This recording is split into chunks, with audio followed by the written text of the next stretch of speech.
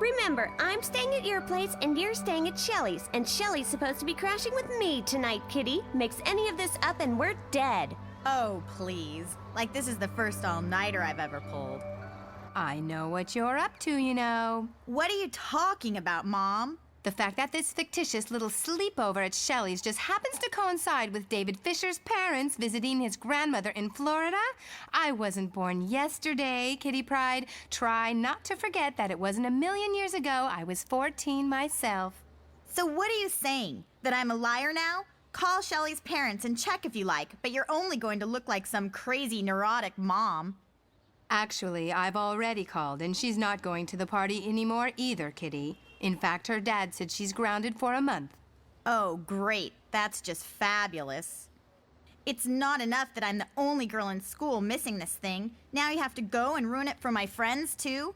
Thanks a lot, Mom. Nice job. When are you going to realize I'm not 4 years old anymore? As soon as you start acting like it, sweetheart. Spaghetti and meatballs have been on the table half an hour, by the way. I'd give it a couple minutes in the microwave. Meatballs? She knows full well I'm not eating meatballs. Been a vegetarian for a month and a half, for God's sake. Oh no! Mom! Help me! Get out of my house, you little pervert! Get out of my house before I dial 911 or something! Whoa! I'm really sorry about this, Mrs. Winterbottom. I'm really, really sorry, and I promise not to breathe a word of this to Mr. Winterbottom. Huh? Holy crap! That kid just walked through a wall? Don't be such a doofus, Zach. Spider-Man's the one who walks through walls. Get out of the way! Get out of the way! Please! Just get out of my way! Huh? Watch out, you stupid little... Oh my God! I think I'm going to puke! Get off the freaking road, you idiot! What? Get off the freaking road! Ew! Say what? Grab my hand! Please! I'm slipping through the floor again! I need something solid to hold on to for a second! Get away from me, you freak! Somebody hold my hand! Oh! Oh God, where's my phone? Please don't let me have lost my stupid phone now, too. Mom, it's me. I'm in a sewer under Burns and Yellowstone. Could you come by and pick me up, please? It happened again.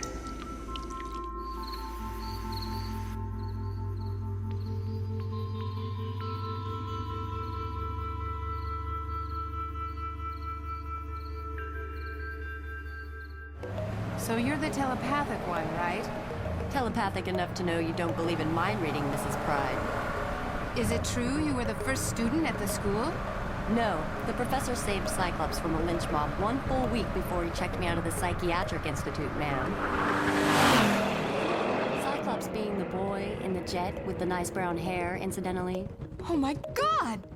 Didn't want to pass without saying hello, honey bunny. That's a beautiful thought, Scott, but you're in detention for a month if the professor catches you in breach of all these major road violations, Mr. Summers. You know your trouble, baby? You worry too much. I still can't believe how much that guy's loosened up since he ditched his Xbox for a girlfriend. Excuse the hologram, Mrs. Pride, but hiding the school behind a three-dimensional construct is one of our 8 main security features.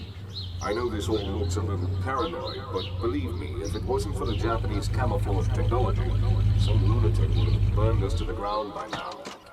Are you talking in my head? Forgive me, Mrs. Pride. I hardly ever use my voice these days and forget how unsettling this can be to someone unfamiliar with telepathy. I'm Charles Xavier, and I take it this delightful young lady is the Kitty Pryde I've heard so much about. Say hello, Kitty. Go on. Shake the professor's hand. Don't worry, Kitty. I know you're scared.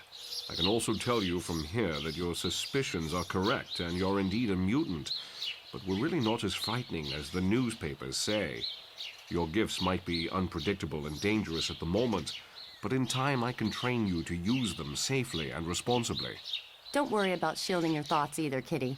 Complete filth is always the first thing that pops in your mind when you know it's being read. It's really nothing we haven't heard before.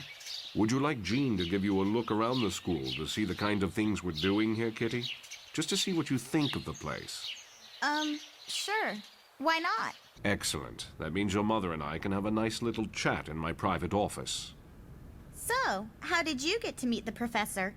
Like I said in the car, he found me in a mental ward and taught me how to get a grip on the hormones and the extrasensory perceptions that put me there. And you've been okay ever since?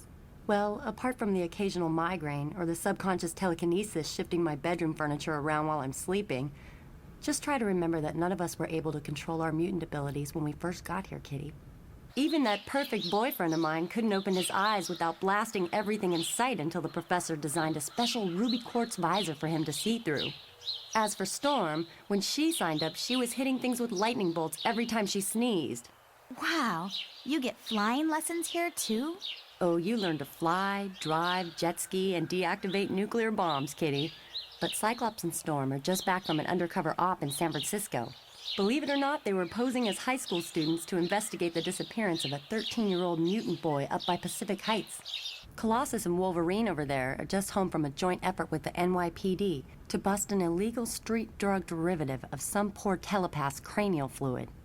Judging by the bright, happy aura around Peter at the moment, I'd hazard a guess that it all went pretty well, too. Are you nuts? Wolverine's been shot to pieces.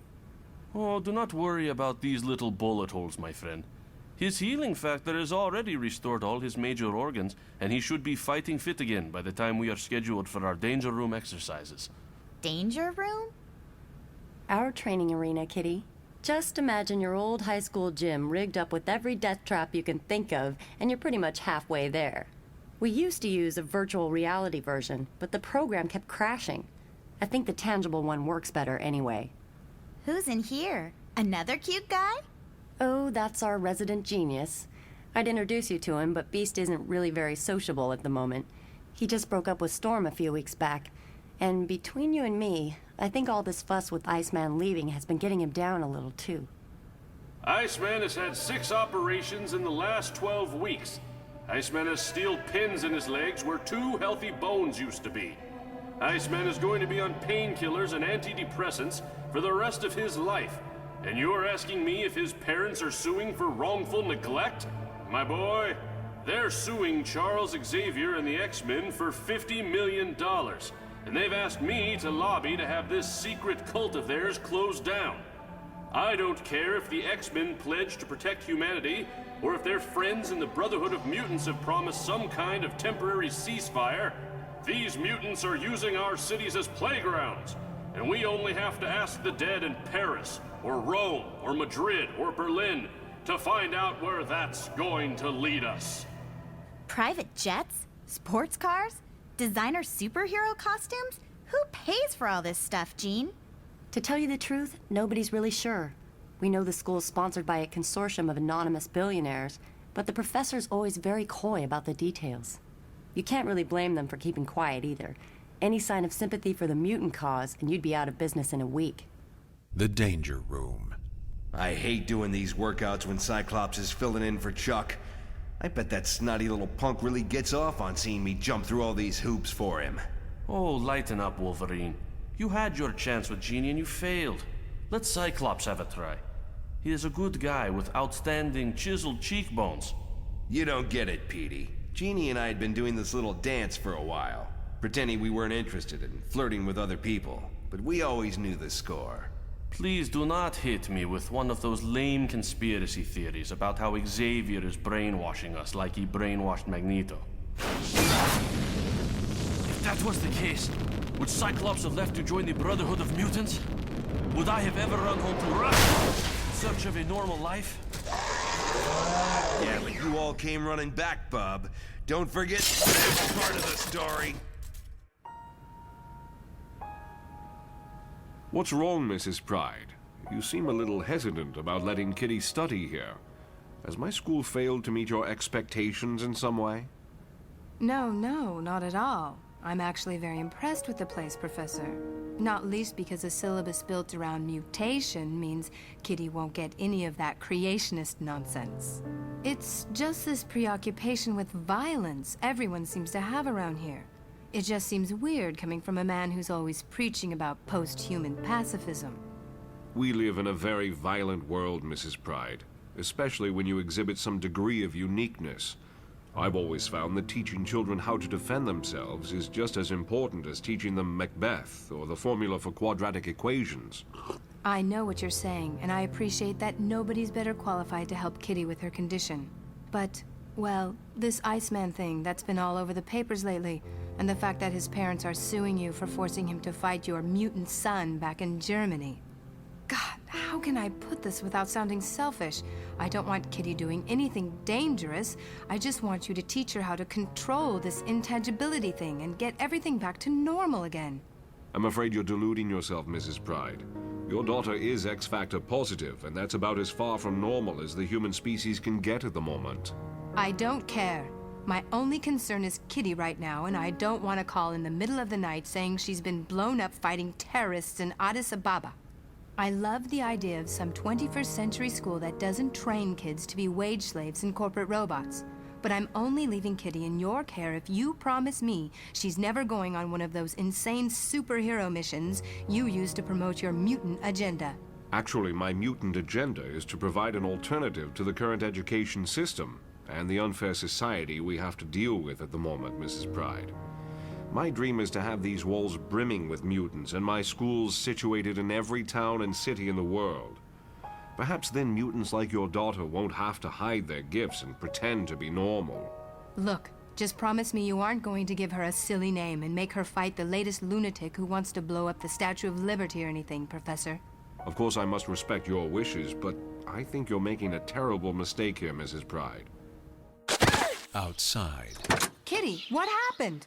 I drifted off for a second and phased through the back of the stupid car. Where the heck did we get all this snow from, anyway? Oops, meant to clean that up after power practice. Well, it looks like we have a bright new student starting first thing in the morning, ladies and gentlemen. What do you think, Jean? Was she as excited about our 24-hour learning program and 250,000 subjects as she seemed to be? Actually, I think she was a little more excited about our voluntary classwork initiative and Colossus in his tight white t-shirt, sir. That said, it's always nice to have an extra pair of hands to help with the washing up. Professor? Oh no! Oh no, no, no, no, no! I'm not looking around! I'm not looking around!